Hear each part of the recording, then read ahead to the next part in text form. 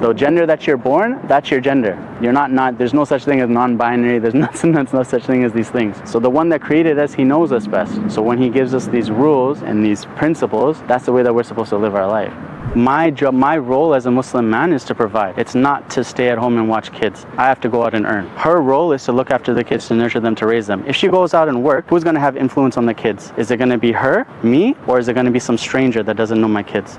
So our natural way that God created us is that a man is with a woman and they make a baby. And that is natural. That you can scale to the whole population. The whole world can be straight and nothing bad will happen. But if you take the whole world and you make everyone gay and everyone a lesbian, the world will die. We live in a time where you as a woman are going to be competing against men in your sports. You as a woman are going to be competing against men in different facets of areas where it's supposed to be women-only spaces, because a man can say that he's a woman now. What's right and wrong instinctively.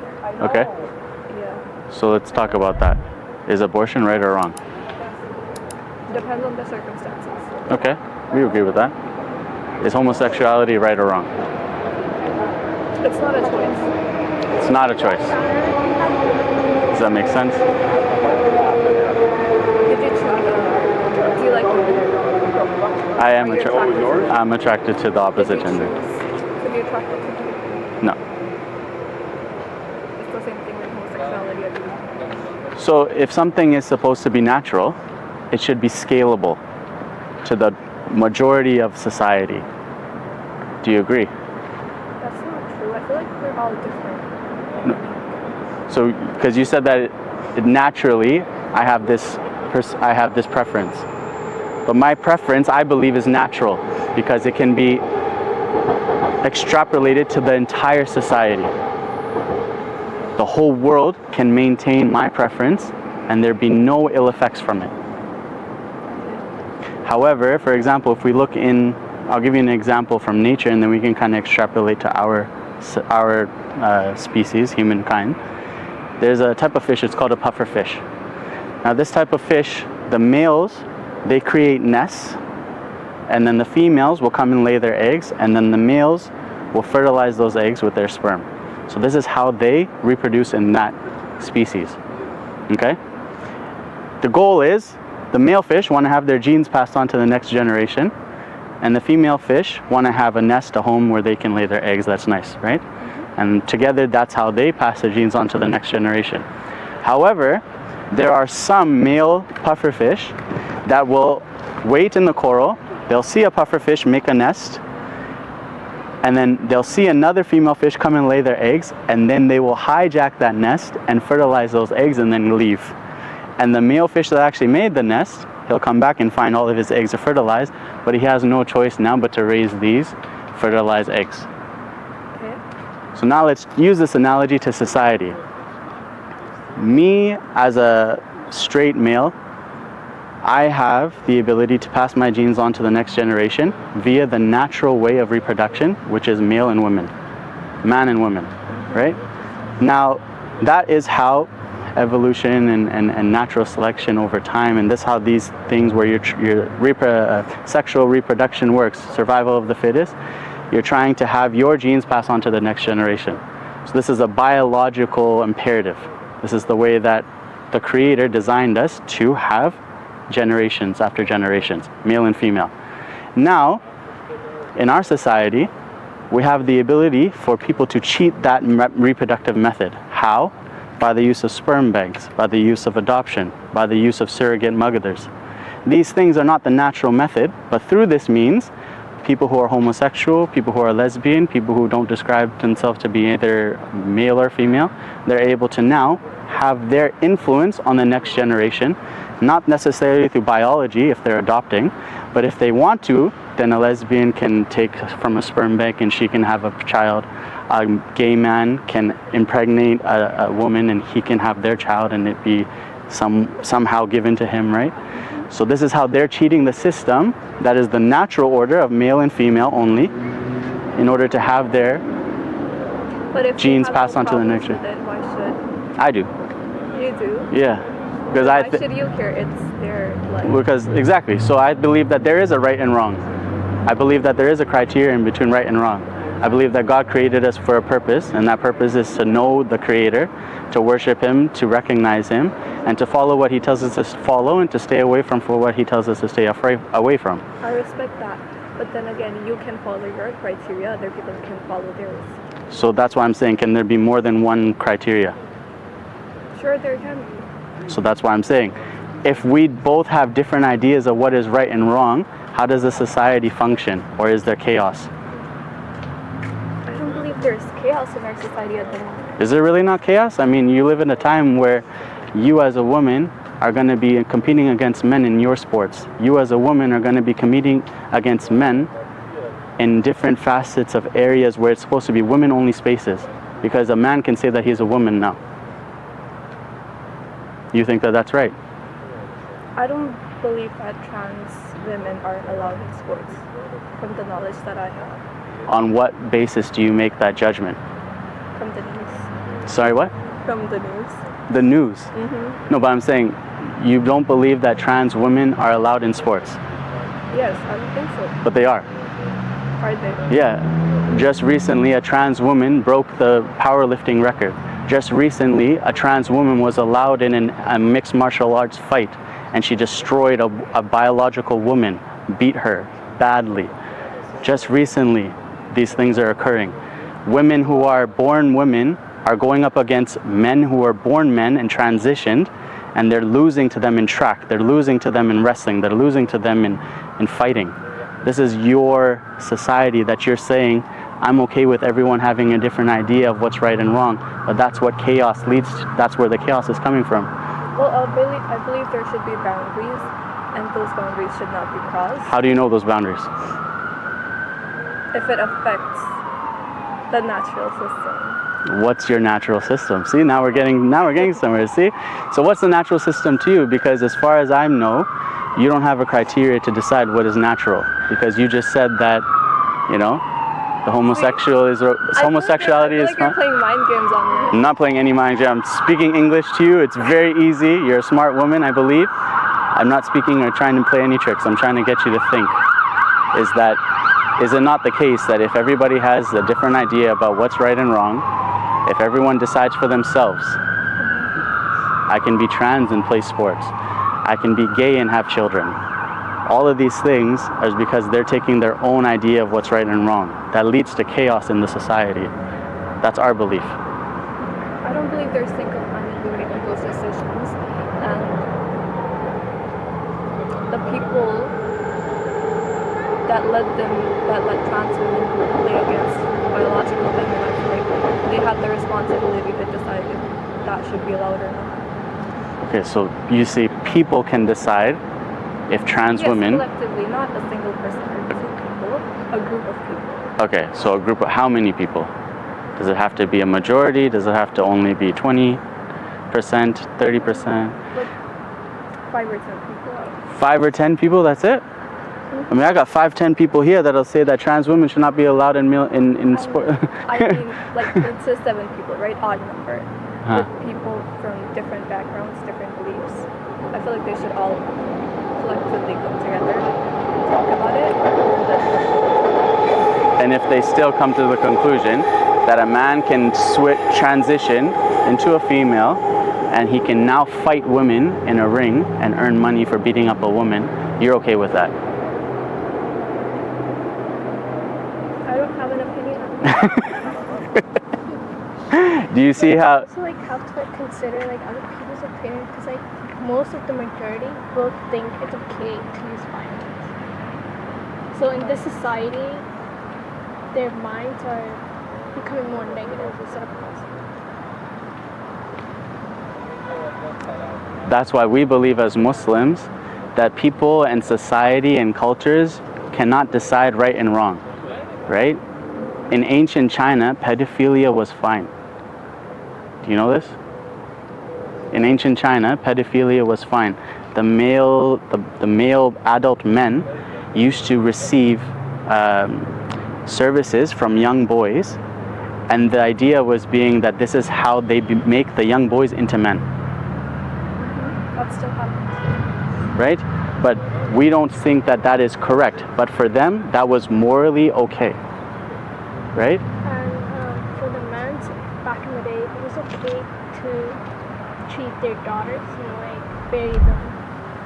Actually, use violence on daughters and actually bury them, like while stubborn killing. That still happens. Yeah, like in India, if I don't know what background you're from, I don't assume, but in India, there was a fear that anybody would mention that I'm having a daughter, because they would kill the daughters in the womb because they didn't want to. Male boys were preferred always, right? Same thing in China. They've I was reduced. supposed to be killed. So, so That's like India, like Indian culture, they prefer like man instead of God. So what we're saying is like in Islamic we believe we should only follow the right path instead of the wrong one. Like history is like repeating itself, right? So back in the day and now it's still happening. So God like led us to this right path that we should follow. do you think that the one that created us, he knows best what is right and wrong? Like if you created a phone, right? You created a phone, you would know what's good for the phone, what's not good for the phone. You would be able to say, don't leave it in sun for longer than 5 minutes, don't put it in the microwave, don't drop it in water if you do it this way. You know what was best for the phone or how to use it, right? So the one that created us, he knows what's best for us too. And so he knows that homosexuality is not scalable to a large population of the human society. If it does, it creates chaos. And that's how you create all of these societal problems. They know that abortion should not be allowed except for in certain situations where it's going to cause harm to the mother that's giving birth, or it's these other things that are going to cause harm to the baby or the mother, right? But the default position is abortion is not allowed, right? There's other things in society, like the gender that you're born, that's your gender. You're not, there's no such thing as non-binary, there's no such thing as these things, right? So the one that created us, he knows us best. So when he gives us these rules and these principles, that's the way that we're supposed to live our life.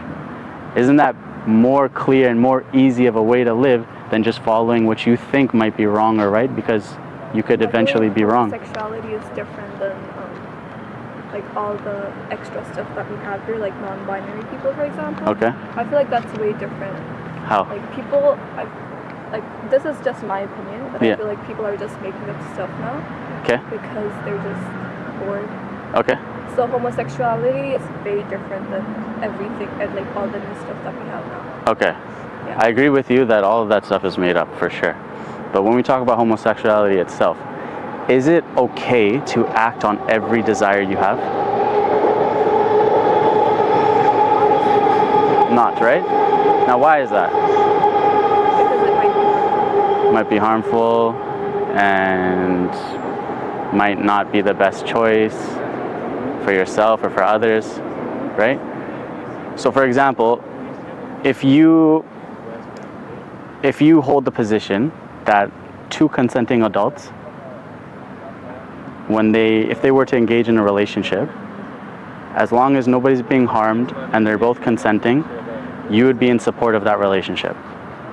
Sure, why not? You're sure about that, right?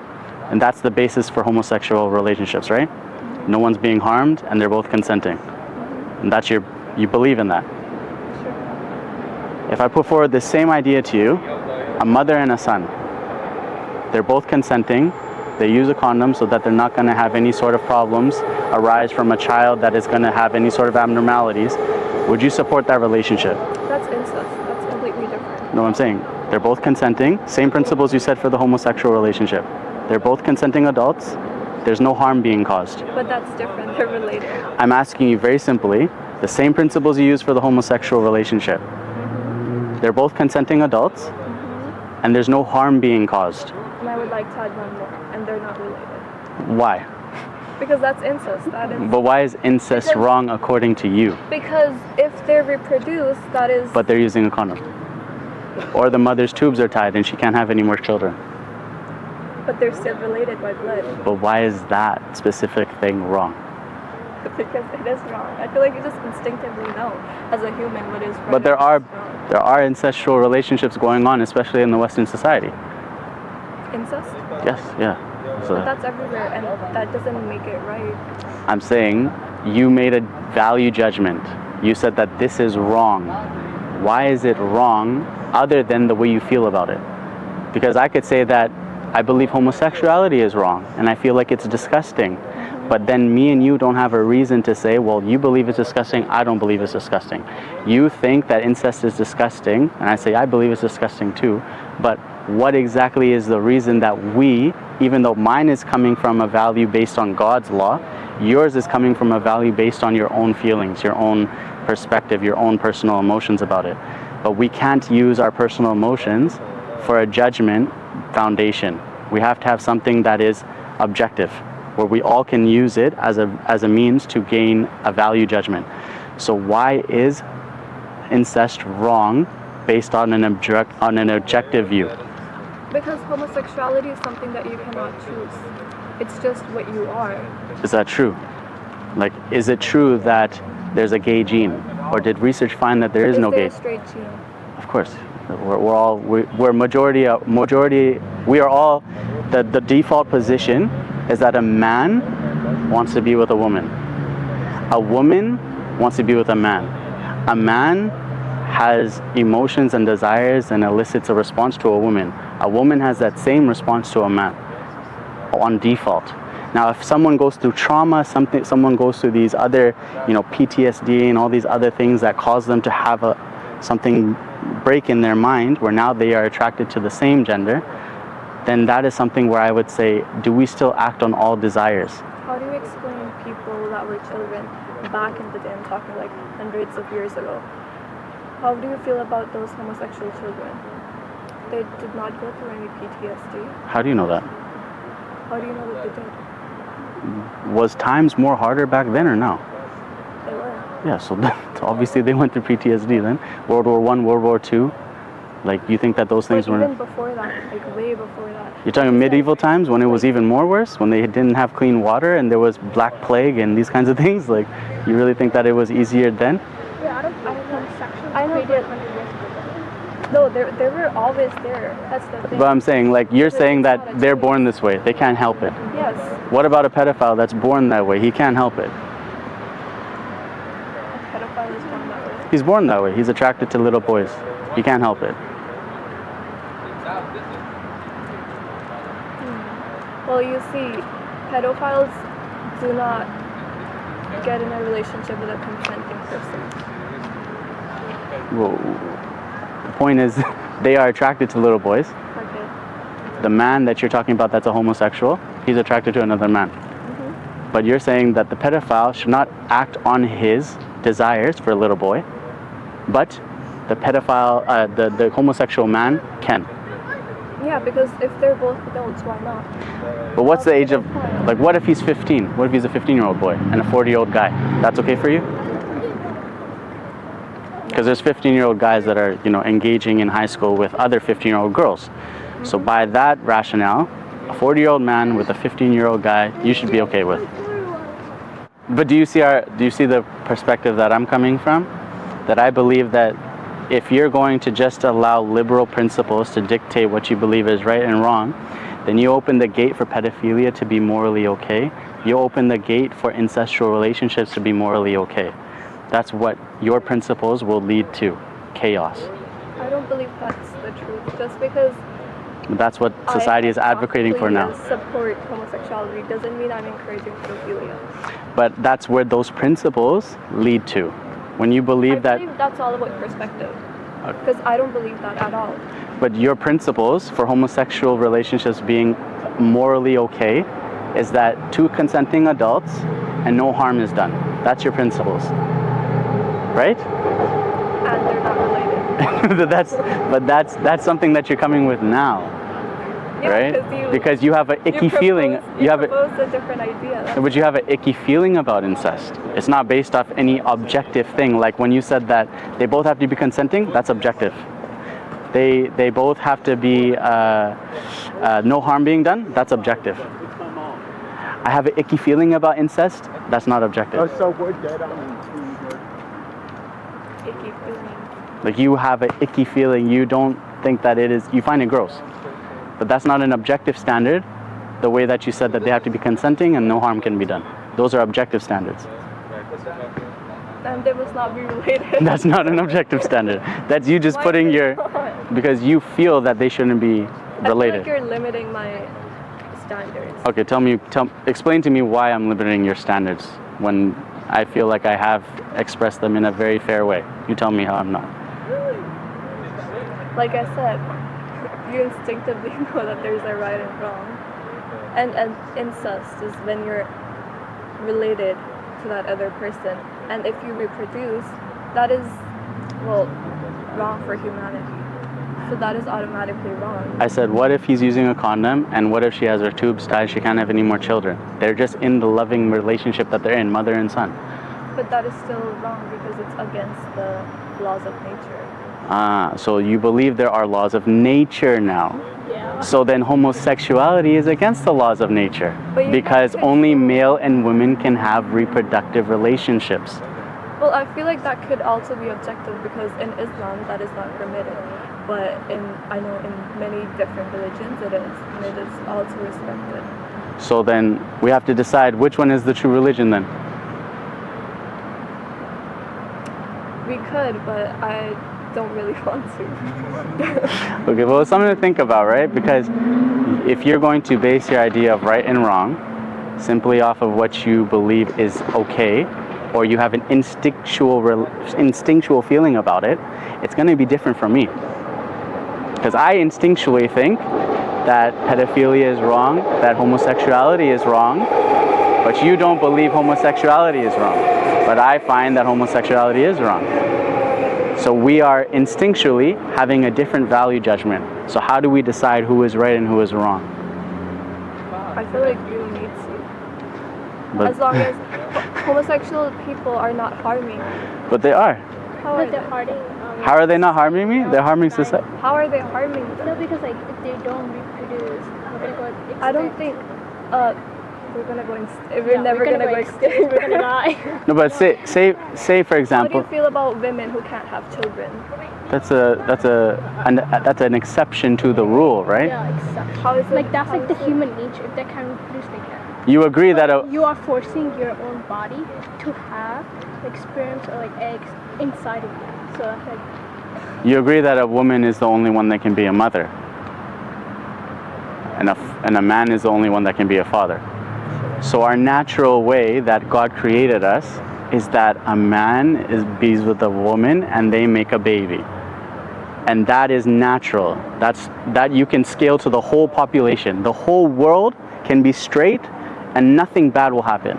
But if you take the whole world and you make everyone gay and everyone a lesbian, the world will die. But that's the thing, not everyone is gay and not everyone is lesbian. So that's the point that we're saying, is that if you're going to advocate for homosexual or lesbian relationships, then you are admitting at some sense that you don't want it to become the whole world. And you're not wanting it to become the majority. You don't even want it to become like a small minority. You want it to become a rare occurrence. The same way those puffer fish that were stealing the nests and fertilizing eggs that were not in a nest that they made, the same way that you want the homosexuals and the lesbians to be. You want to do something, be a rare occurrence. Don't be the majority, don't even be a small minority. Be a rare occurrence, because otherwise you're going to destroy society. But you said, how are they destroying society? They're trying to teach my daughters in school, they're trying to teach my brothers and my sisters in school that you are not necessarily the age that the gender that you're born with. You're not necessarily going to have to, at young ages, 5 and 6, you know about SOGI 1, 2, 3? Sexual orientation and gender identities. This is a curriculum that they're putting in our schools here in BC. The liberal government is perpetuating this, and they want all the kids to know that just because you're born a girl, it doesn't mean you're a girl. And not all women are, not all mothers are women. Not all mothers are. Yeah, because they say that a woman can be anyone that identifies, and it can be the case that there's a woman that identifies as a man and she is pregnant. So a man is pregnant, according to them. Do you understand how there's chaos now? We don't have any principles, we don't have any actual truth to what the things we are saying. Well, that's what I'm saying. All this extra stuff I don't necessarily believe in. But it stems from that. It stems from you believing that it's okay for a guy and a guy to be together, a girl and a girl to be together, as long as they're not hurting anyone and as long as they're both consenting. Do you know about Alan Turing? Yeah, He was a homosexual. yeah. And he was a great man. He did not have any PTSD. Okay. I doubt that he didn't have any PTSD. He was during the time of the war, and the war before that he was born during. True, he was bullied. No, the war before that he was born during, World War I. I know, but So so were a lot of other people. yeah, that's why I'm saying that usually anybody that is homosexual or lesbian, they have a lot of trauma that they haven't dealt with in the past, and they don't want to buy into the society norm of being heterosexual and having all the responsibilities that come with being heterosexual, like being a parent, like being a father, like being a mother in a regular normal relationship that's going to lead to the children being able to be productive members of society. They want to have that outlier, they want to have that exit. I'm gay, I'm lesbian, I no longer fit in, leave me alone. Just because someone doesn't want to reproduce doesn't mean that they're not an active member of society. But I'm saying we all have this biological imperative that makes us want to have our genes passed on to the next generation. That's how you are here today. How can you say that for everyone? But that's how you're here today. Somewhere down your lineage, people kept having this feeling, I want to have kids. I know, but That's how you got here. there's also a lot of people who don't feel that way. There's also a lot of people who don't want to have kids. Yeah, and I think that they're outliers. They're not the rule, right? They're not morally correct. Does that make sense? Well, that's your opinion. But so, explain to me how my opinion isn't in line with nature. There's no need to try to turn them straight or anything. Let them just be themselves. Okay, so, but that's what I'm saying, is that, then what about the pedophile? Let's not try and turn him from his pedophilia. It's different because they hurt children. But if he was 15, Who was 15? the one he's trying to be in a pedophilic relationship with. That's still a child. Still a child? 15. 15? Yeah. Really? Yeah. Oh, I remember being 15 and I didn't feel like a child. I think Well, that's unfair. I was fully aware of what I was doing. What age do you feel like somebody can decide for themselves? Depends on what they're deciding. Drink alcohol? There's an age for that. Yeah. But the age to just give somebody consent to drink alcohol is higher than the age for someone to decide if they want to take hormone blockers to transition into another gender. Well, that's a whole different thing. But I'm saying all of this stems from the chaos that LGBT has started. LGB has started. Let's say that. Because when you take away the natural order of things, of man being with woman and woman being with man, and you try to say that now man and men can be together and women can be together, and your standards and your principles for allowing that relationship is what I said about consenting adults and no harm being done, then it opens the door for everything else. Does it really? Yeah, because I feel like consenting. just because some people are screwing from BS these days doesn't mean it should be allowed. Because homosexuality is way different from everything else that we have now. But I demonstrated to you how it does harm.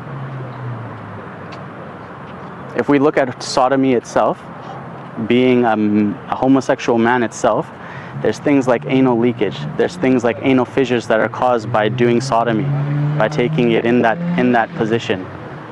There's things like you not being able to hold your own feces because it's not able to contract. Your rear is not able to hold it in anymore.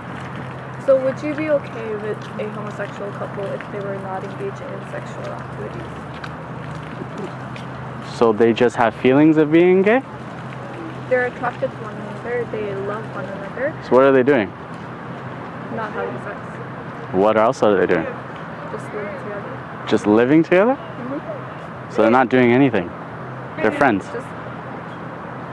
But they have feelings for one another. See, the thing in Islam, right, is, like I mentioned about the pedophile, people who have desires to rape people, all of these are sexual desires that you are allowed to have the thoughts of. I'm going to try and make this like follow me in this thought, right? You're allowed to have, in Islam, you can have these kinds of feelings, right? Now the main point is that you can't act on these feelings. So if someone has a homosexual feeling or a lesbian feeling, they are supposed to believe that that is wrong, and then they go and get married to that of the opposite gender and engage in those actions that will rid them of desires, sexually related desires, so that they are now able to be relieved of any desires in them and fulfill it in a permissible way. So in Islam, we recognize that people may have deviations, but you have to fulfill things in a halal, what we call halal way, in a permissible way. I also have a question for you. Okay. Why are men allowed to have 4 wives but not women? It's a natural order of things. All throughout history, men were always polygynous. If you look at any great civilization, men have multiple wives and women choose one man. And there's a reason and a wisdom behind this.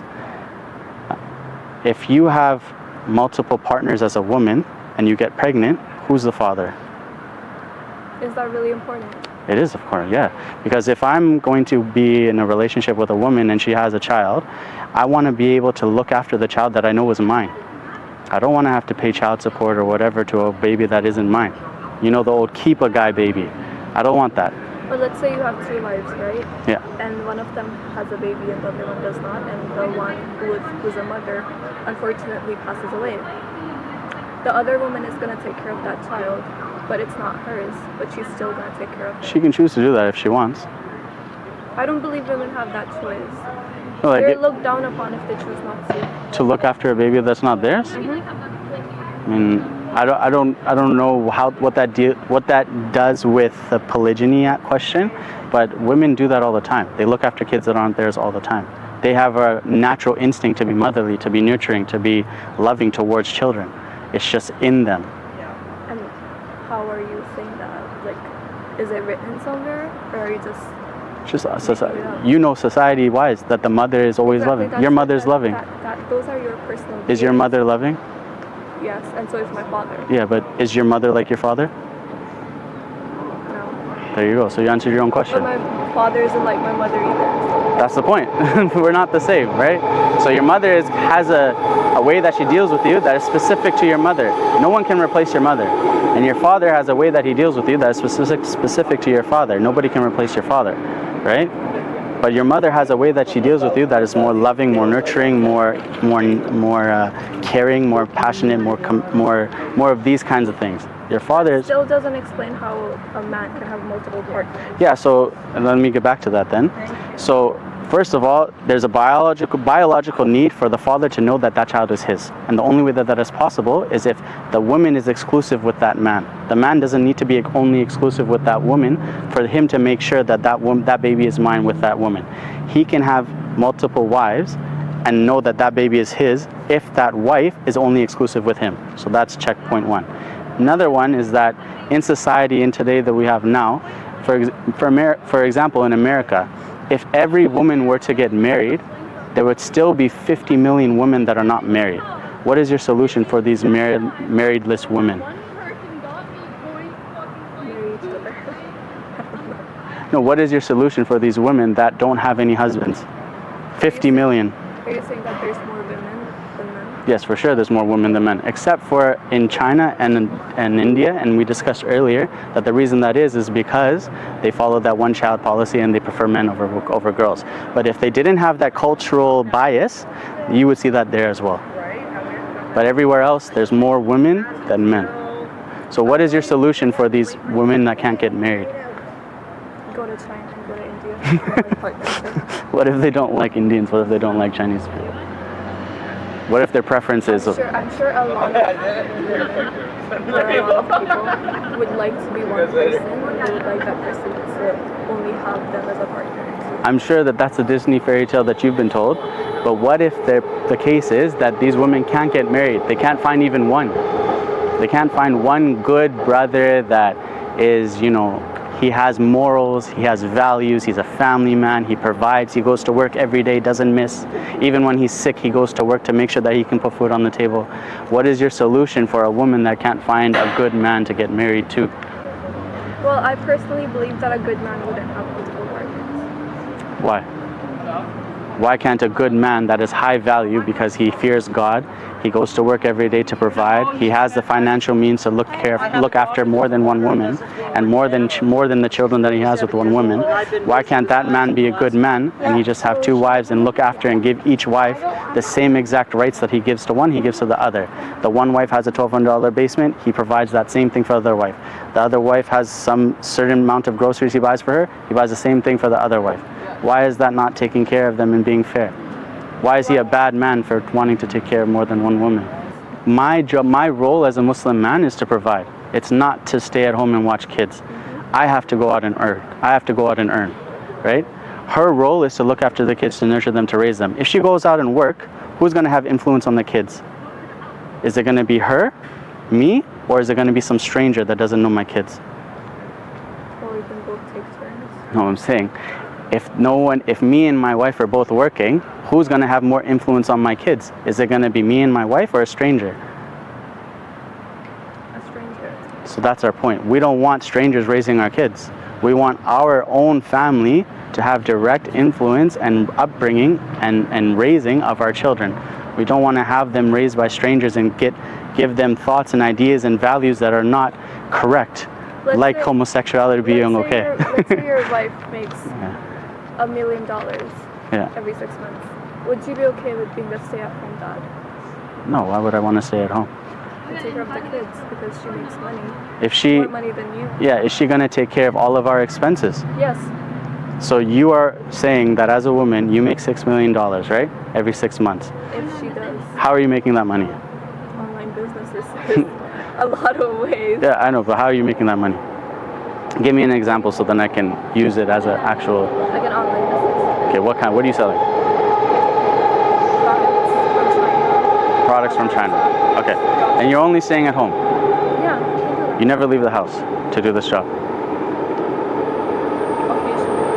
Occasionally you leave the house. Okay.